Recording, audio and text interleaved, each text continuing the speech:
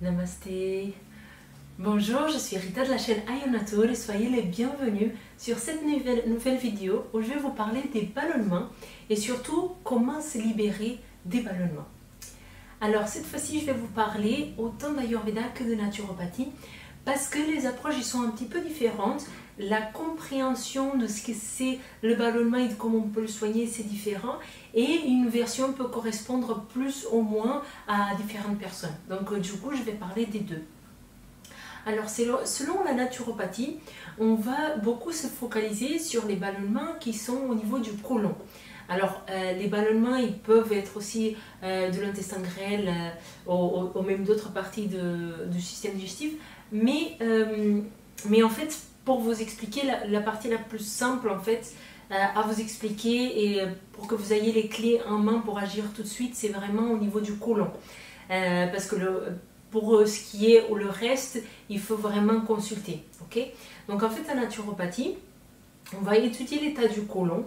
En fait, le côlon, c'est presque la dernière partie du système digestif. Donc, une fois que ça a passé l'œsophage, l'estomac, l'intestin grêle, etc., on a le gros intestin.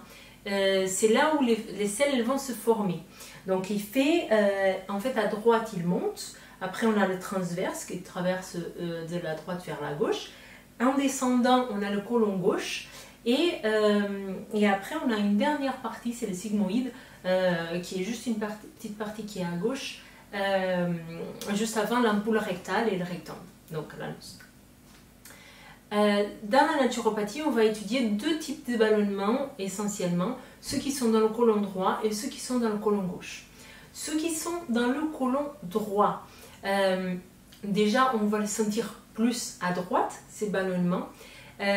On va sentir vraiment des gaz avec un ventre qui est souple et ça va donner des gaz qui ne sont pas odorants mais qui font beaucoup de bruit. Okay, et donc ces gaz ils sont dus à quoi? C'est surtout à la fermentation, parce que c'est sur le côlon droit qu'il se passe la fermentation. Et la fermentation de quoi? Des sucres. Okay, donc si vous avez ce type de ballonnement, qu'est-ce que vous devez faire? Donc il faut déjà regarder dans votre alimentation s'il y a un excès de sucre. Okay, et pas seulement s'il y a un excès de sucre, donc déjà si vous voyez que vous prenez beaucoup de desserts, beaucoup de pâtisseries, des choses comme ça, donc il faut diminuer. Mais vous allez aussi regarder à quel moment vous prenez des fruits, okay, parce que les fruits sont riches en fructose, hein. C'est un type de sucre qui est bon pour la santé, mais qui est pour notre système digestif, il est digéré différemment que tout le reste du bol alimentaire, que tout le reste de la nourriture. Okay, donc en fait, si vous mangez votre fruit à la fin du repas, vu qu'il est digéré beaucoup plus rapidement, ou qu'il est digéré, on va dire, différemment du reste du bol alimentaire, s'il faut manger à la fin du repas, il va rester là, il va fermenter. Okay, il va créer ces fermentations qui après vont s'accumuler au niveau du côlon droit, selon la naturopathie. Okay, donc, si vous avez ce type de ballonnement, donc avec des gaz qui sont pas odorants mais qui font beaucoup de bruit, vous pouvez donc du coup regarder dans votre alimentation, enlever les sucres ou diminuer les sucres et mettre les fruits plutôt entre les repas. Okay, si après vos ballonnements ils sont plutôt au niveau du côlon gauche, déjà vous allez sentir cet air, ces gaz, ils sont plutôt déjà dans le côté gauche de votre ventre. Okay, et puis ça va donner des gaz qui sont très odorants et qui ne font pas forcément du bruit. Okay, si vous avez les deux, forcément vous avez les ballonnements des deux types. Okay, mais du coup si c'est que au niveau du côlon gauche, là on va parler en naturopathie plutôt de putréfaction. Okay, c'est un autre type de ballonnement et ce ballonnement il est moins lié au sucre, même si ça peut l'être, mais il est surtout lié à un excès de protéines. Donc là il faudrait à nouveau regarder votre alimentation et voir si vous avez par exemple un excès de viande, un excès de poisson, d'œufs. Okay, c'est tout ça qu'il faut plutôt regarder. Okay, et puis s'il n'y en a pas un excès d'aucune de ces choses là, c'est que probablement il y a un problème, un ralentissement vraiment au niveau digestif.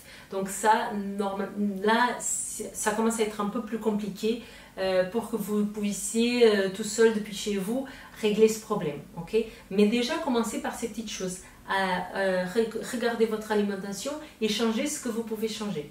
Okay? Maintenant, je vais vous parler de l'Ayurveda. Donc, l'approche avec l'Ayurveda, elle est complètement différente. Vous savez qu'en Ayurveda, tout est basé sur Vata, Pitta et Kapha. Alors, on va aussi décrire deux types de ballonnements, mais qui ne sont pas tout à fait les mêmes que je viens de parler en naturopathie. Alors, les ballonnements en Ayurveda, ils peuvent être du type Vata ou Kapha. Okay? Beaucoup de gens pensent que les ballonnements c'est Vata et point et c'est fini. Non, en fait ils peuvent être dus à un déséquilibre, à un excès de Vata, puisque Vata c'est l'air, hein, mais ça peut être aussi dû à un déséquilibre de Kapha. Alors qu'est-ce que ça va donner? Les déséquilibres de Vata, vu qu'il y a une quantité d'air qui est plus importante, avec un Vata qui est déséquilibré, ça part dans tous les sens. Rappelez-vous, regardez un petit peu mes vidéos où je parle sur le dosha Vata, vous comprendrez un petit peu mieux. Donc un déséquilibre de Vata peut donner ce type de ballonnement. Okay? Et les deux types de ballonnement que je viens de décrire avec la naturopathie, côlon droit et côlon gauche, tout ça, ça appartient à un déséquilibre de Vata. Okay? Comment on peut faire, comment on peut en Ayurveda régler un problème de Vata? Tout ce qu'on a dit pour la naturopathie, c'est aussi vrai en Ayurveda. Mais on va aller un petit peu loin parce que vu que le déséquilibre est au niveau du dosha Vata, on va faire tous les rituels, toutes les choses, toute l'alimentation et toutes les choses qui vont rééquilibrer Vata. Donc j'en ai fait plusieurs vidéos à ce sujet-là, je vais vous les mettre en descriptif de la vidéo pour que vous puissiez le re-regarder. Mais en fait, en Ayurveda, on va faire l'alimentation, bien sûr, mais en fait, on va faire tout un changement d'hygiène de vie. L'alimentation, elle est dedans, mais elle est aussi importante que les autres choses. Okay? Donc, un déséquilibre de Vata, il est très important de faire par exemple des oleations à l'huile de sésame. Okay? Donc tous les jours, de se faire un automassage du bas vers le haut, okay? Commencer par les pieds, etc. Jusqu'au sommet de la tête. Ne faites pas les cheveux tous les jours, sinon vous lavez les cheveux tous les jours, mais vous pouvez arrêter au niveau du visage. Olier les narines, les oreilles, toutes ces choses-là, elles vont vraiment apaiser Vata. Et même si on dirait qu'il n'a rien à voir, en fait, notre peau et cette oleation avec notre système digestif, en fait, il y a tout. C'est complètement lié. Ce sont deux organes Vata et du coup, l'automassage à l'huile de sésame, il est vraiment très très efficace. On a des résultats dès la première application, dès le premier automassage. Donc ne vous privez pas, ça coûte rien du tout, vous achetez de l'huile de sésame et vous l'appliquez sur le corps et c'est vraiment très efficace. N'oubliez pas au niveau des narines et au niveau des oreilles. Et puis une autre technique qui aide beaucoup à apaiser Vata aussi, c'est, j'en ai déjà parlé dans mes vidéos, c'est la respiration alternée des narines. Inspirez à droite, expirez à gauche, inspirez à gauche, pardon. Bon, je vais refaire. Inspirez à droite, expirez à gauche, inspirez à gauche, expirez à droite. Ça c'est un cycle. Bon là je ne l'ai pas fait parce que je parle en même temps. Mais de le faire par exemple 2 minutes, allez commencer avec 2 minutes, c'est pas beaucoup, mais déjà ça va apaiser beaucoup Vata, ok? En plus de tout ce qui est alimentation, bien sûr, en Ayurveda il met beaucoup l'accent sur l'alimentation. Je vous ai déjà un peu parlé avec la naturopathie, avec l'Ayurveda vous pouvez appliquer les mêmes choses que je viens de dire, mais aussi faire une nourriture qui va privilégier un apaisement de Vata. Donc ça veut dire éviter tout ce qui est léger, éviter tout ce qui est froid, les crudités, ok? Éviter les crudités, éviter tout ce qui est astringent comme les légumineuses, tous ces légumes, par exemple la tomate. La tomate, elle est très légère, hein, c'est que il n'y a pas grand chose de consistance dedans, ok? Donc ce sont des légumes qui vont augmenter Vata, ok? La courgette aussi, elle est un petit peu astringente, donc elle va augmenter Vata aussi, donc tout ça on doit diminuer, ok? Donc ça j'ai fait plusieurs vidéos, donc je ne vais pas insister sur ce thème-là. Et maintenant je vais vous parler donc de la deuxième grande façon d'avoir des ballonnements selon l'Ayurveda, c'est un déséquilibre de Kapha. Alors, ces ballonnements-là, ils vont être complètement différents parce que vous allez être ballonné, mais tout est tendu. Alors qu'avec Vata, et quand c'est colon, fermentation, putréfaction, le ventre il est souple, on a les gaz, ça nous dérange, tout ça, mais on les libère hein, par les gaz. Avec la congestion du kapha, on a vraiment de la congestion. Donc les gaz ils sont là, ils sont stockés là, ils ne bougent plus. Donc le ventre il est tendu et on a cette sensation, on n'est pas bien, on a la sensation de lourdeur, toutes ces choses-là. Donc ça c'est vraiment les ballonnements du type kapha. Donc quoi faire? Il faut tout faire pour rééquilibrer kapha. Donc là il faut ramener exactement le contraire, vous voyez, de ce qu'on a dit pour Vata. Il faut ramener de la légèreté, donc faire beaucoup de sport. Okay? Le sport, pour des ballonnements qui sont du type kapha, le sport, il est magique pour soigner ce type de ballonnement. Okay? Donc le sport à fond, c'est-à-dire le sport qui nous fait transpirer. Okay? Alors que si on a un déséquilibre de Vata, il faut faire le sport, des activités physiques très douces. Vous voyez donc pourquoi il faut bien repérer le type de ballonnement qu'on a, parce que selon ce qu'on va mettre en place pour le régler, on peut se tromper ou pas. Okay? Donc c'est très important de déterminer quel est le type de ballonnement que vous avez.